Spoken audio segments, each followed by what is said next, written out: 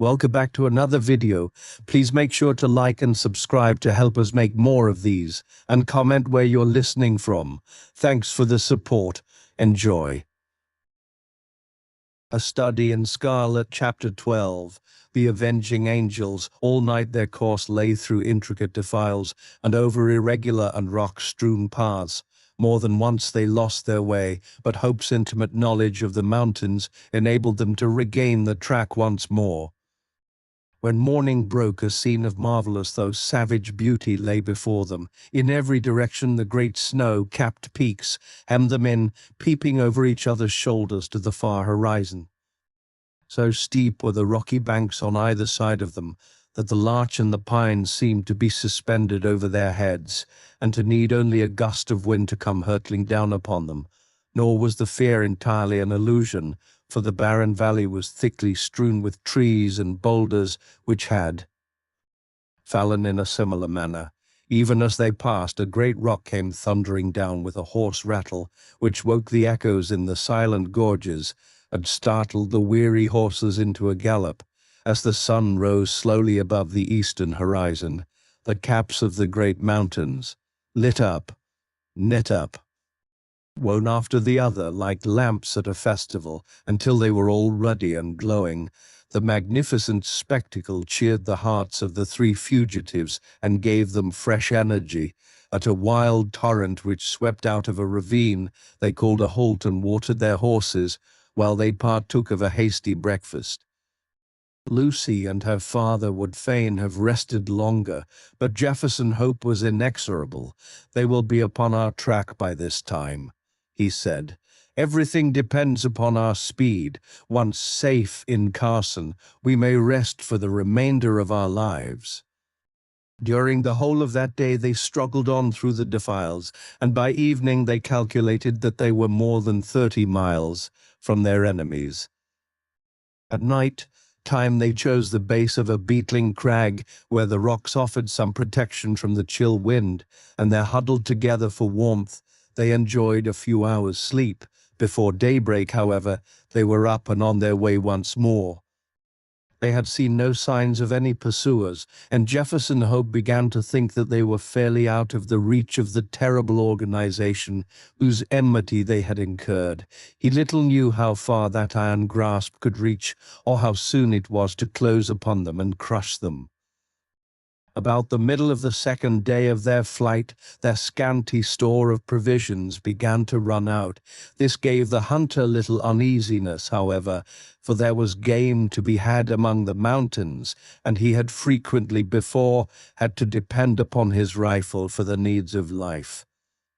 Choosing a sheltered nook, he piled together a few dried branches and made a blazing fire, at which his companions might warm themselves, for they were now nearly 5,000 feet above the sea level, and the air was bitter and keen.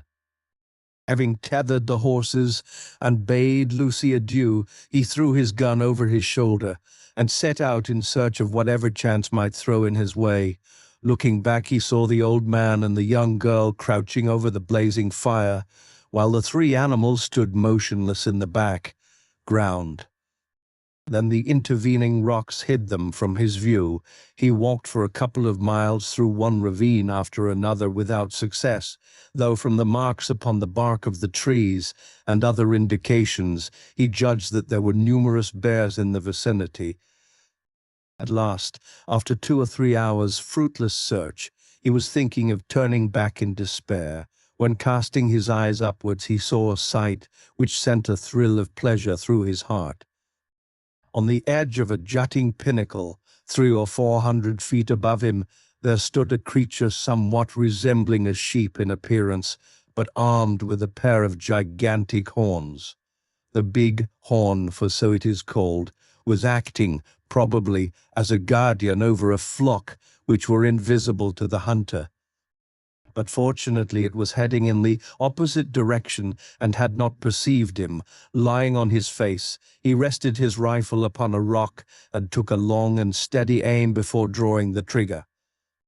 The animal sprang into the air, tottered for a moment upon the edge of the precipice, and then came crashing down into the valley beneath.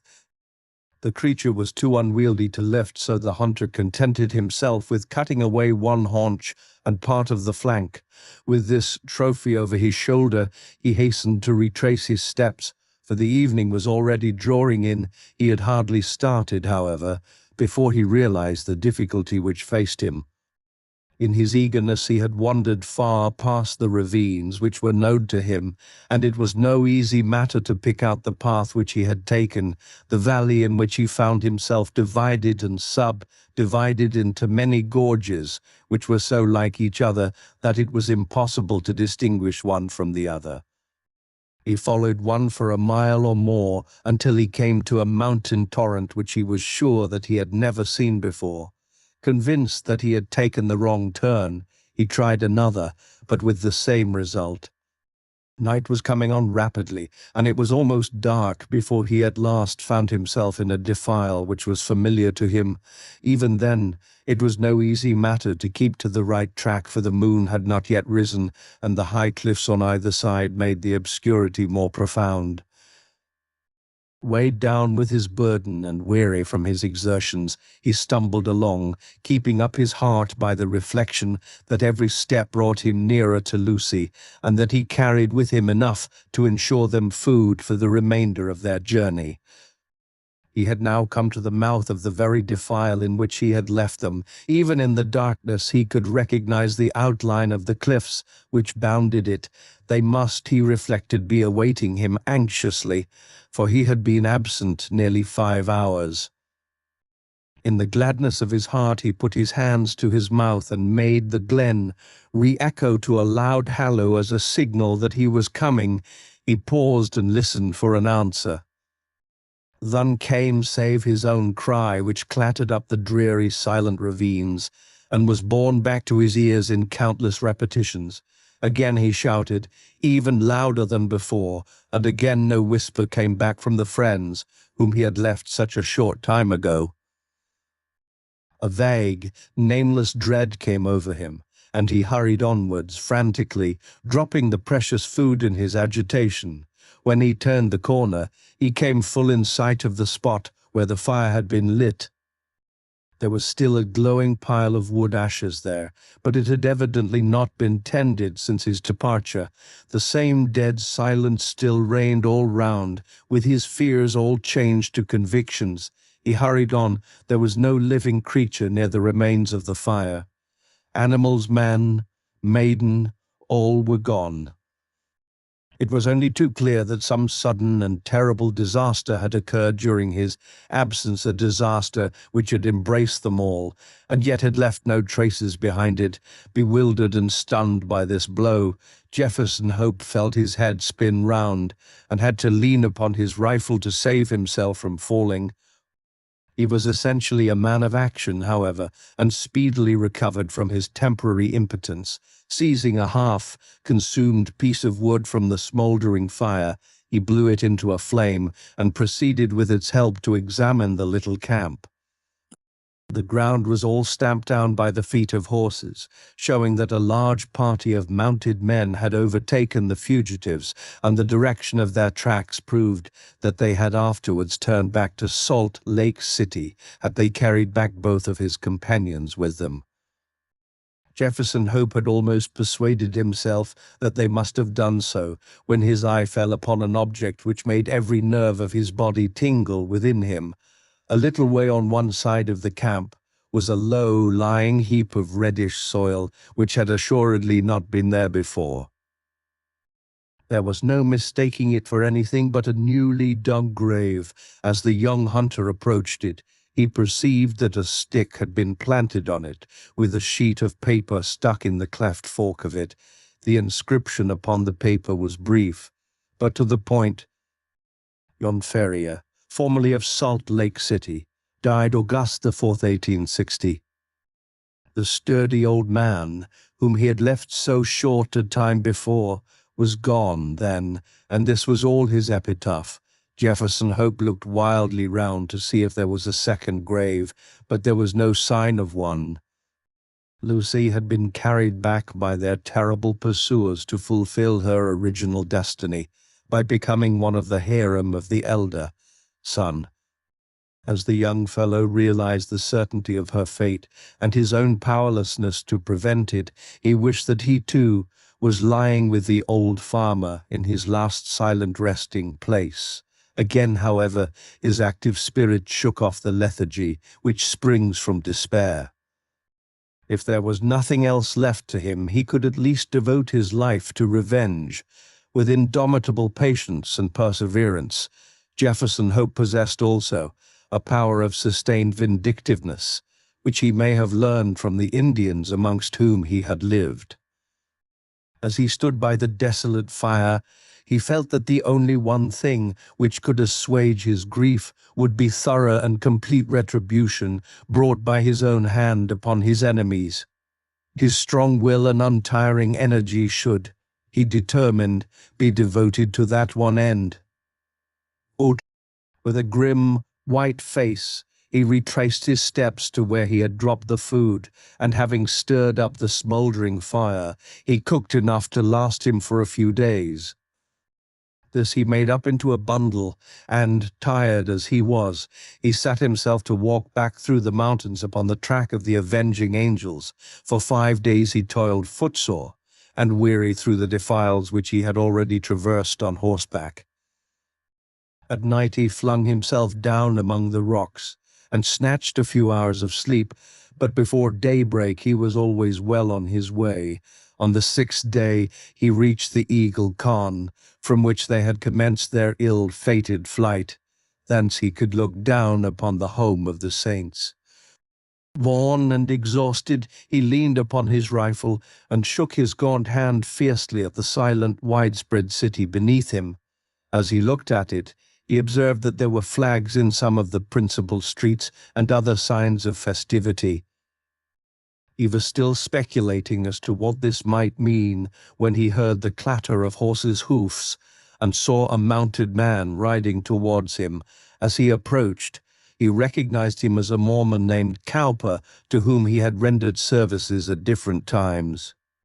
He therefore accosted him when he got up to him, with the object of finding out what Lucy Ferrier's fate had been. "I am Jefferson Hope," he said. "You remember me?" The Mormon looked at him with undisguised astonishment.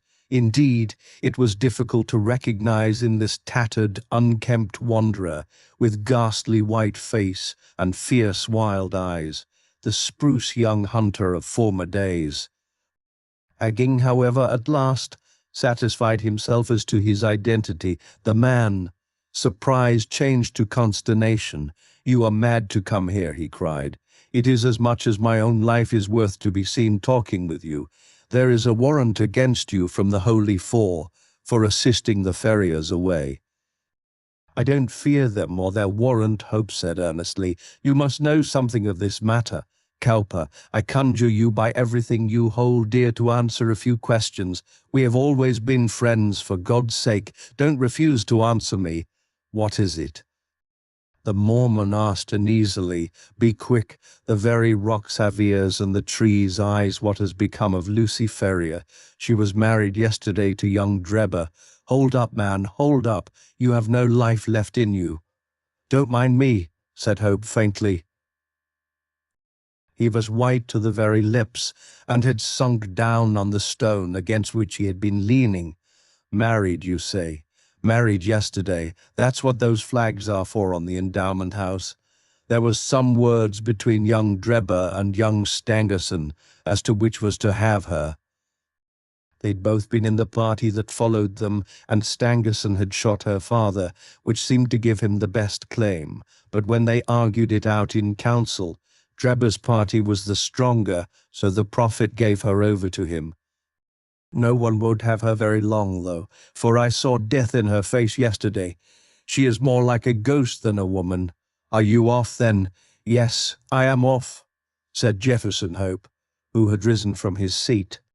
His face might have been chiseled out of marble, so hard and set was its expression, while its eyes glowed with a baleful light. "Where are you going?"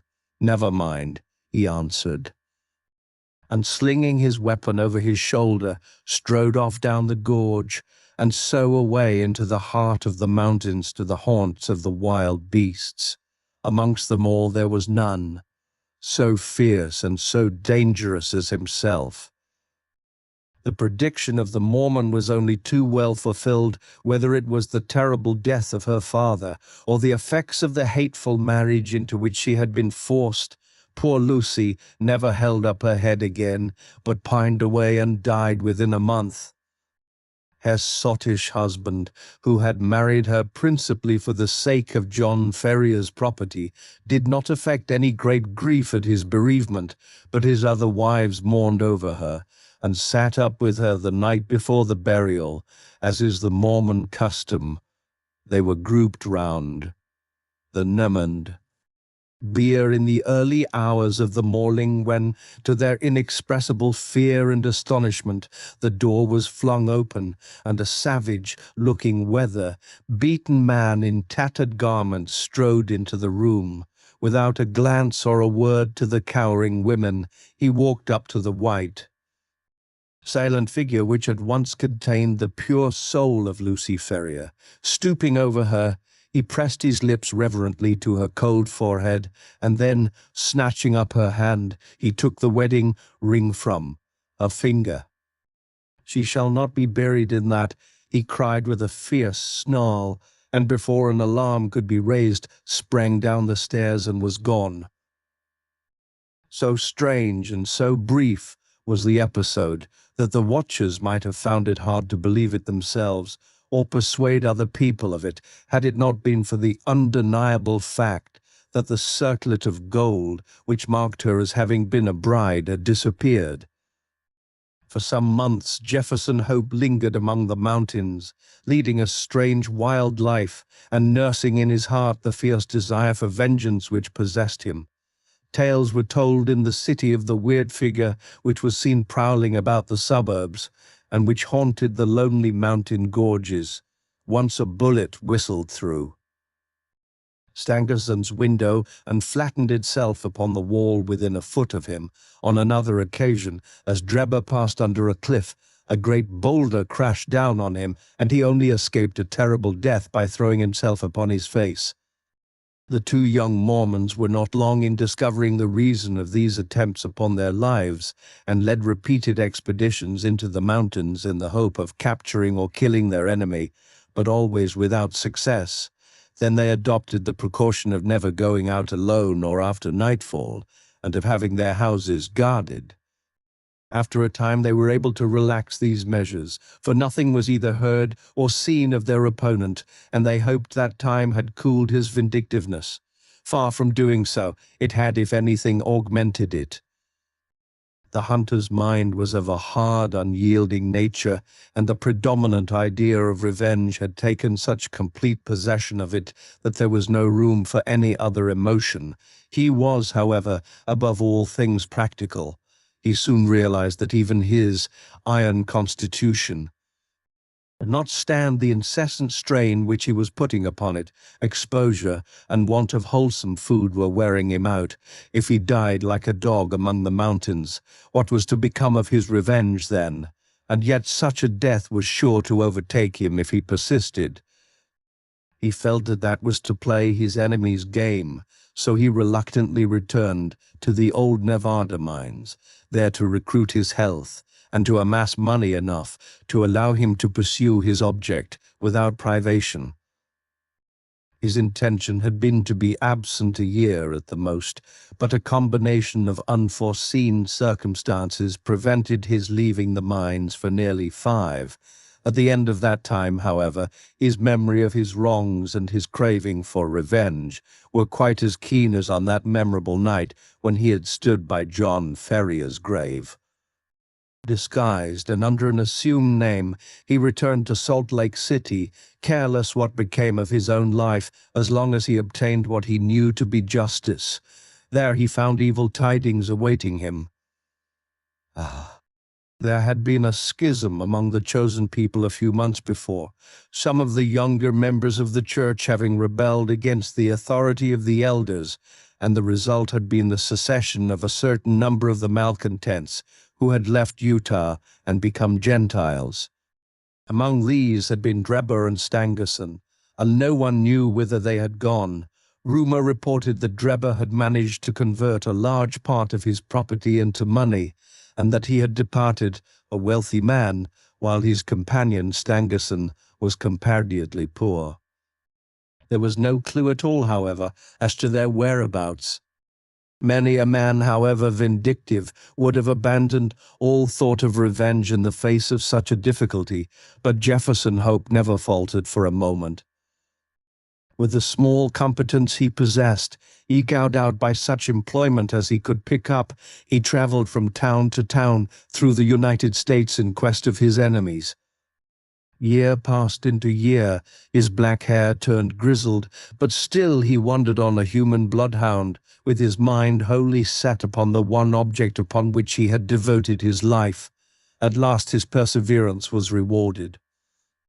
It was but a glance of a face in a window, but that one glance told him that Cleveland in Ohio possessed the men whom he was in pursuit of. He returned to his miserable lodgings with his plan of vengeance all arranged. It chanced, however, that Drebber, looking from his window, had recognized the vagrant in the street and had read murder in his eyes.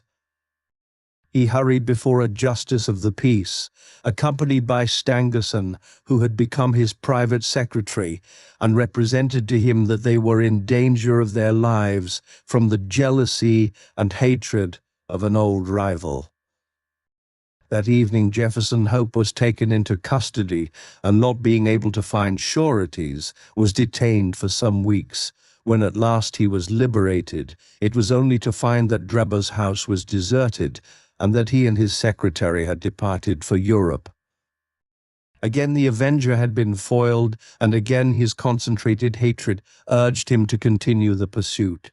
Funds were wanting, however, and for some time he had to return to work, saving every dollar for his approaching journey.